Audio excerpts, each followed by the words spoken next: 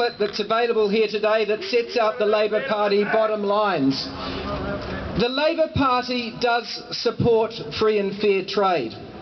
We are proud of the Chinese Free Trade Agreement that some of you probably do not like here, but we think that trade is important for New Zealand.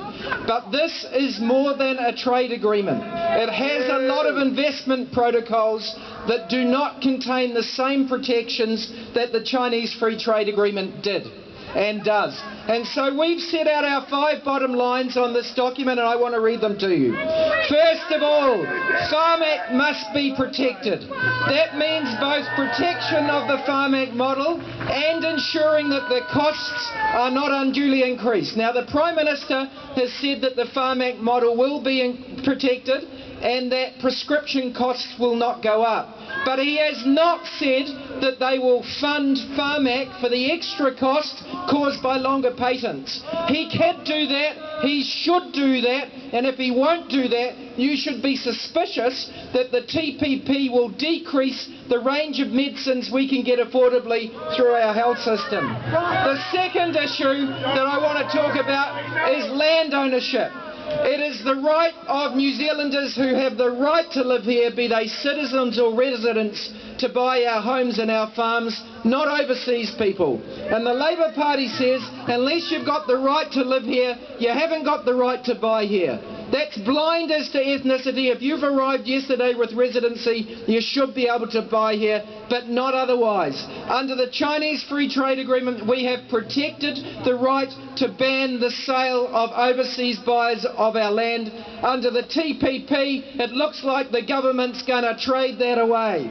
That is wrong. The Treaty of Waitangi must be protected. It is in the Chinese Free Trade Agreement. It should be in this one. And we must ensure that there are meaningful gains for our exporters. It is true that the dairy industry is suffering. It is true that they face tariffs sometimes of over 100% in overseas countries. And it is true that trade agreements can reduce that and make us wealthier so that we sell more to the rest of the world for well-paid jobs at home so that we can buy other things like medicines and cars and computers. But this agreement doesn't appear to be delivering up the goods like the Chinese Free Trade Agreement. So the government should be transparent on that. On investor state, I agree there are problems with investor state clauses. It is not an independent judiciary.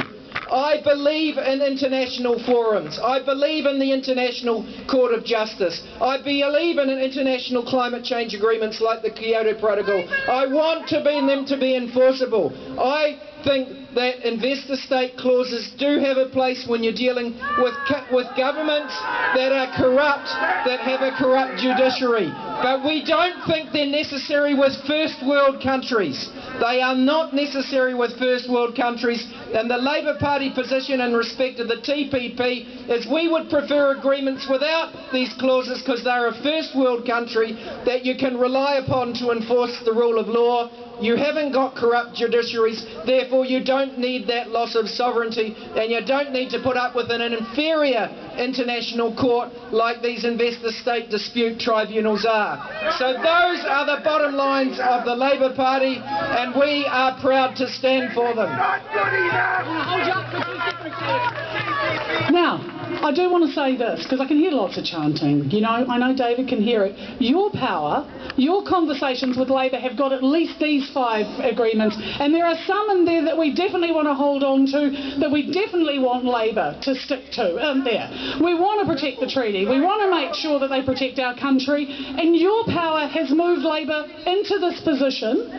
So, you do need to say you've come some way. So, you know, if you want to, you know, they've given you a little applause, but that's okay. We can get them that far. I tell you what, you'd give them a big round of applause if they told you what would happen if those 5 conditions aren't met, David Parker, when that bill comes to the House. If the TPPA did come to the House, doesn't have to, but if it did, and those conditions aren't met, what would Labour do? Well, you know, we've got to see the fine print, and that's the point you... If these 5 conditions, our bottom lines aren't met, well, you know, it's clear what we'll do. If our 5 bottom lines are met, there may still be other problems in the TPP. That's why we need to have a look at the fine print. So if those 5 conditions aren't met, are you going to walk away? We've said they're our bottom lines. Excellent. TPPA.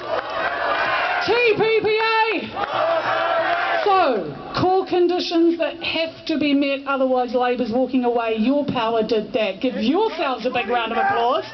But I do want to thank David Parker and the Labour caucus for coming here, because they at least are telling you where they stand. Unlike